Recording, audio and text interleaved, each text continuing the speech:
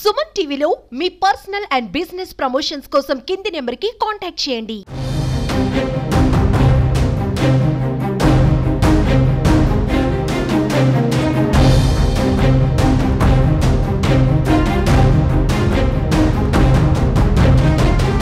Welcome to Suman TV.